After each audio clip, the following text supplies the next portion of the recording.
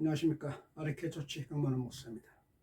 오늘은 원래 팔복 가운데 삼복, 운영한 자는 복이 있다, 이 구절로 말씀을 전하고 있습니다만, 지난 시간 동영상을 리뷰하면서 성전에서 기도하는 두 사람, 예수께서 비유로 말씀하신 이 구절을 중심으로 다시 말씀을 전하겠다는 생각을 하게 됐습니다. 예수께서 비유로 말씀하신 성전에서 기도하는 두 사람, 이 구절은 2000년 전 예수께서 공생의 사역을 하시면서 당시 유대인들에게 전했던, 이를테면 성경에 기록된 오래전의 이야기가 아니라 바로 지금 여기에서 오늘날 우리 한국교회 교인들, 세상 어느 곳보다 종교적 열심히 대단하고 열정이 넘치는 한국교회 교인들, 11조 열심히 하고 주일 성수 엄수하며 이른 새벽 눈을 부라리며 새벽 기도 또한 세계 어느 곳에서 볼 수 없는 종교적 열심이 누구보다 강한 우리 한국교회 교인들, 그 교인들의 모습이 바로 예수께서 말씀하신 성전에서 기도하는 두 사람, 바로 이 장면에서 함께 오버랩되는 그 연상을 지울 수가 없었습니다. 성전에서 기도하는 두 사람 가운데 바리새인은 누구입니까? 바리새인은 당시 유대인들이 하나님의 말씀이라고 굳게 믿었던 율법, 그 율법을 생명처럼 존중했던 사람들입니다. 유대인들이 예수를 배척한 이유가 한데 가장 큰 이유가 바로 그들이 생명처럼 소중히 여겼던 그 율법에 어긋난다는 것이었습니다.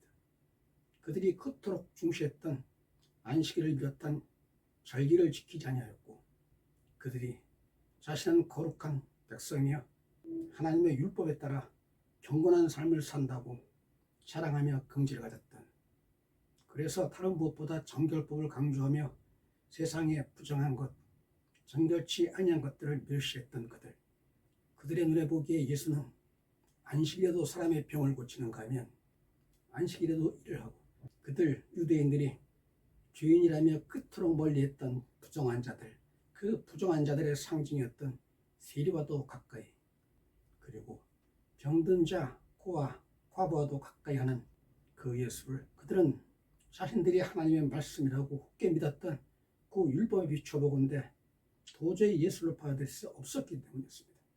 그렇습니다. 유대인들은 율법, 즉 그들이 믿었던 하나님의 말씀에 열중했던 자들입니다. 그들은 율법에 따라 토색, 불의, 간음을 하지 아니하였고, 또한 율법에 따라 소득의 11조를 바치고 1회에 2번씩 금식하고 자신들이 보기에 도무지 악을 행하지 아니하였던 사람들입니다.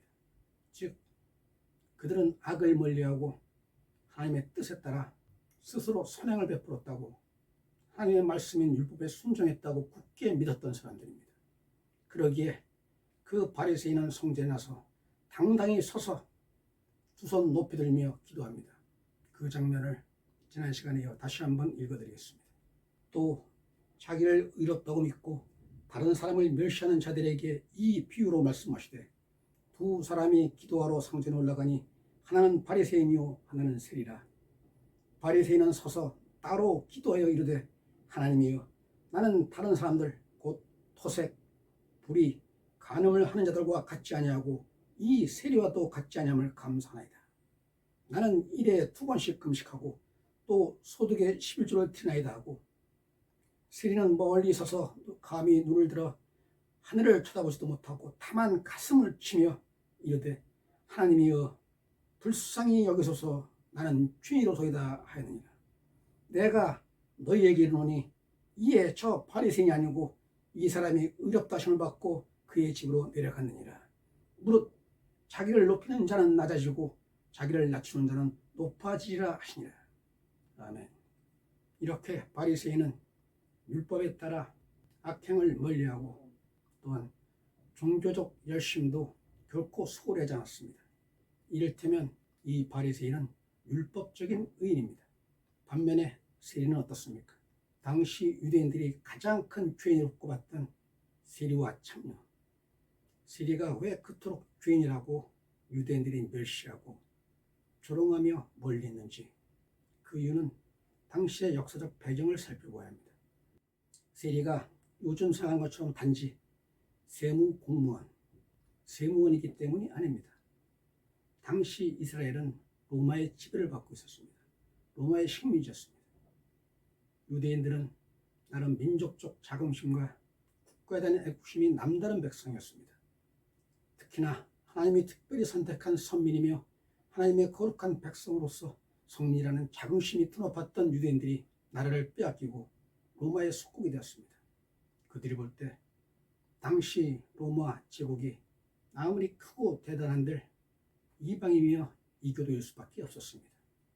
그런데 세리는 이스라엘 백성들에게 세금을 걷어 바로 이 로마에 갖다 바치는 이른바 민족을 배신하고 로마에 부역하는 부역자였습니다. 뿐만 아니라 세리는 동시에 토색하는 자들이었습니다. 요즘 조세 시스템처럼 정해진 기준이 있는 게 아니라 어떤 사람에게 더 많은 돈을 착취하면 착취할수록 그 세리에게 더 많은 수입이 돌아가는 구조였습니다. 따라서 우리가 잘 알고 있는 것처럼 세리장 삭개오는 부자라, 이런 구절이 성경에 버젓이 기록되어 있는 것입니다.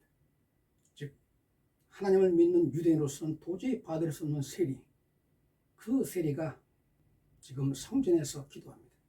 성전에 와 기도하며 나는 이런 저런 선행을 베풀었습니다. 나를 받아 주시옵소서 하는 기도가 아니라 세리는 다만 한 가지, 불쌍히 여기소서 나는 죄인으로소이다, 이 한마디만 외치며 울부짖고 가슴을 치며 자신의 죄를 고백할 뿐이었습니다. 그런데 예수께서는 율법적 의인인 바리새인이 아니라 도리어 이 세리, 죄인 세리에게 구원이 있다고 말씀하십니다. 이 비유를 듣고 여러분은 어떻게 생각하십니까?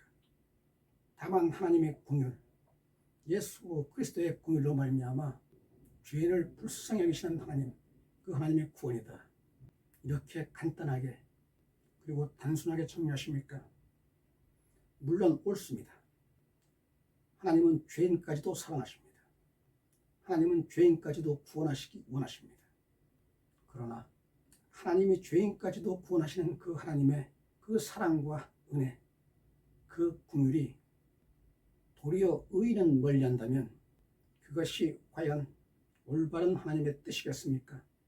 거기에 정의와 공의가 있다고 받아들일 수가 있겠습니까? 우리는 성경을 너무 가벼이 읽습니다.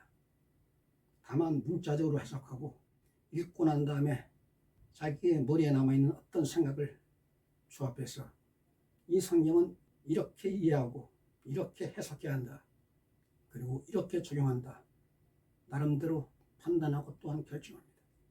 이 성전에서 기도하는 두 사람의 비유에 대해서도 마찬가지입니다. 대부분의 교인들은 이 구절을 읽고 다만 죄인까지도 사랑하시는 하나님의 긍휼, 그 사랑에 대해서 감동하고 또한 감사할 뿐입니다.